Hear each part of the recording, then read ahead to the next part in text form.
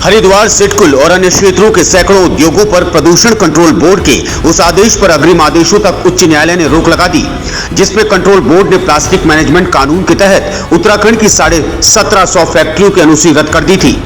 इसमें हरिद्वार की 755 फैक्ट्रियां भी शामिल थी। इस फैसले के बाद हरिद्वार के उद्यमियों ने चैन की सांस ली। सिडकुल मैन्युफैक्चरर एसोसिएशन के अध्यक्ष हरेंद्र गर्ग और महासचिव ने बताया कि उच्च न्यायालय में वाद दायर किया गया था, जिसमें उच्च न्यायालय ने प्रदूषण कंट्रोल बोर्ड के उस आदेश पर अग्रिम आदेश तक रोक लगा दी, जिसमें उत्तराखंड के हजारों प्लास्टिक मैनेजमेंट एक्ट से जुड़े उद्योग थे। आदेश निरस्त होने से उद्योग जगत में खुशी की लहर है। कोर्ट के आदेश जारी होते ही यथास्थिति हो गई।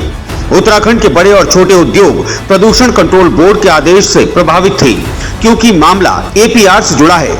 उद्योगों द्वारा कार्यशाला कर आगामी रणनीति तैयार की जाएगी। उनका कहना है कि कोर्ट से उनकी मांग है कि जब तक प्लास्टिक मैनेजमेंट से जुड़े उद्योग अपना रजिस्ट्रेशन ना करा लें, तब तक उनके उद्योगों को यथावत चलने दिया जाए।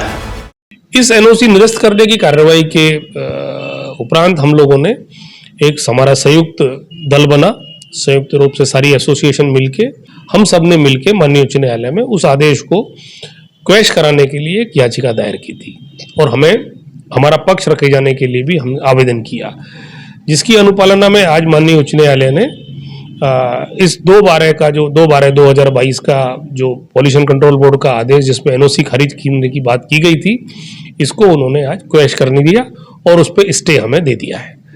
अब अगली बैठक इसमें माननीय उच्च न्यायालय की अगली डेट 20 तारीख है, जिसमें हमें अपना पक्ष रखने की भी अनुमति है।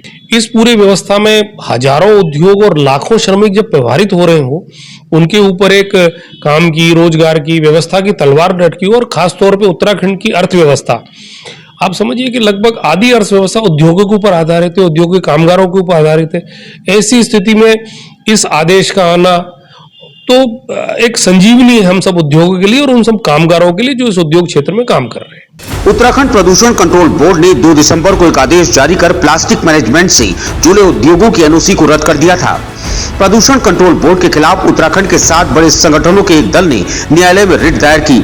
संगठनों ने सिडकुल मैन्युफैक्चरर एसोसिएशन के अध्यक्ष को केस की पैरवी करने के लिए अधिकृत किया था, जहां अब लोगों ने चैन की सांस ली है।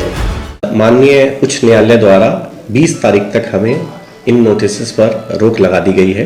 हमारा लेकिन इसमें ये कहना है कि चूंकि अभी का जो करंट सिनेरियो में जो उनका फॉर्मेट है, इसमें हर कंपनी को अपनी सभी इनवॉइसेस जो उससे रिलेटेड सेल्स और परचेज से रिलेटेड है उनको अपलोड करना है, और ये इनवॉइसेस की संख्या 1200 से भी ज़्यादा है हर कंपनी के लिए। तो चूंकि अभी काफ़ी लोग उस पर अप्लाई कर रहे हैं, तो वेबसाइट की कैपेसिटी के हिसाब से वेबसाइट भी काफ़ी स्लो चल रही है, और एक एक कंपनी को इतने सारे हजारों डॉक्यूमेंट्स अपलोड करने में 15 से 20 दिन का वक्त लग रहा है।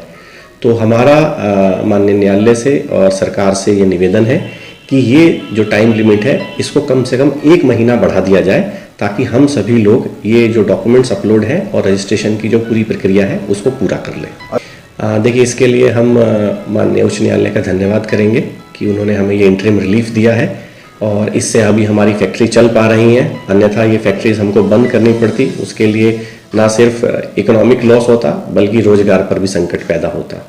हाँ, देखिए, ये सभी का इसमें हित निहित है, चाहे वो राज्य सरकार के लिए, केंद्र सरकार के लिए रेवेन्यू लॉस की बात हो, चाहे वो राज्य सरकार की इमेज को प्रभावित करने की बात हो औद्योगिकरण के लिए। जब हम बाकी राज्यों के कंपैरेटिव कहते हैं कि हमारे यहाँ ईज ऑफ डूइंग बिजनेस और हमारे यहाँ बहुत अच्छा माहौल है इन्वेस्टमेंट का, नई इंडस्ट्रीज आने का, तो वो भी कहीं ना कहीं प्रभावित होती है। और मानवीय पहलू भी है कि लाखों लोगों के ऊपर बेरोजगारी का संकट भी पैदा हो सकता है। Bureau report, crime petrol.